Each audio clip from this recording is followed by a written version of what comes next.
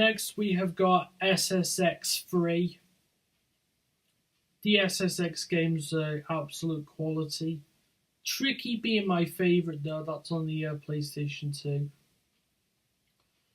Yeah, so SSX3, it might be not as good as Tricky, but as I say, if you like your snowboarding games, then the SSX games are perfect. I'd still check this game out. I don't think it's as good as Tricky, but it's better than the original SSX. But that's down to opinion.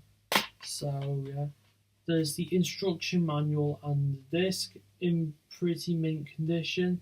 So yeah, that is SSX3 for the Nintendo GameCube. Next game. This is a very controversial one for some people. Some people say it's the absolute best, and some think it's one of the worst games in the franchise. And that game is Super Mario Sunshine. And yeah, I'm going to have another controversial opinion on this. I think this game is better than Super Mario 64. Don't get me wrong, 64 is a good game, but for whatever reason, Super Mario Sunshine was a lot more fun, for me anyway. Yeah, I can understand why people don't like this game because of Flood. I will admit Flood does take a while to get used to, but once you get used to the controls of Flood, it's a really fun game. And for a Mario game, it's a very hard one to beat. I've beaten the game, but I've not got all the shine sprites. Some of them are ridiculously hard, like the pachinko level. Don't even get me on there. Don't even get me started with that level. I'm having PTSD thinking about it. But other than that, Super Mario Sunshine, a very good Mario game in my opinion. But I can see why people prefer the likes of 64 and Galaxy. But I really like this game. So yeah, Super Mario Galaxy for the Super Mario Sunshine, I meant, sorry for about that. Next game, we have got the one and only Super Smash Bros. Melee. I mean, you can't have a GameCube without this game. You just can't. I've played some of the Smash Bros. Games, and this is easily my favourite one. I know a lot of people say that as well, but it is a really good game. I like the roster of characters on there. And if you got friends who want to play with you on the GameCube, then this is the game. This game is perfect for 4-player. I can guarantee that. The multiplayer on this is absolutely fantastic. The single player is pretty good as well. So yeah. And there's one thing I love about this game, it's the intro. I absolutely love the intro music. And I like the intro as well. Every time I switch the game on, I have to watch it. It gets me all pumped up. So, yeah. Yeah, it's complete and everything with the disc and manual. In very good condition. So, yeah.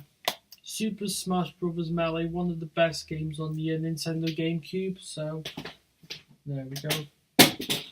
Again, another game's fallen. I'll pick them up in a bit. Next, we have got Timesplitters II. I played this game so much as a kid. Not this version though. When I had the Xbox back in the day. All the Timesplitters games are really good. But for me, Timesplitters 2 is the one I played the most. Not just by myself, but with everyone else. So, yeah, this is a proper first-person shooter game. There's not that many first-person shooters I do enjoy, but Timesplitters 2 is one of the best that I've played. So there you go. That is a Timesplitters 2 quality game. Next, we have got Warioware Mega Party games. I played some of the Warioware games, and they have some really addictive, like mini games on there, and this game is no exception. This is one of the best Warioware games that I've played, and it's complete with the instruction manual and disc. And if you've not played this game, if you like your mini games, then this is the perfect game for you. And yeah, on the front of it, it says over 200 mini games, so you'll have hours of enjoyment with this game. Whether it be by yourself or 4 players, it doesn't matter. Quality game. Last 3 games, so here we go. Next, we have got Wario World, which is basically a 3D platformer with Wario. I know this game has got a lot of a mixed. This game's got a bit of a mixed reception. Some people thought this was a pretty weak game. I think this game's alright. It's not perfect by all means, but it is what it is. It's just a simple platform with Wario.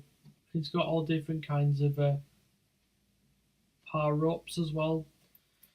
I've not played enough for this game, but what I have played, I've enjoyed, even though it's not perfect.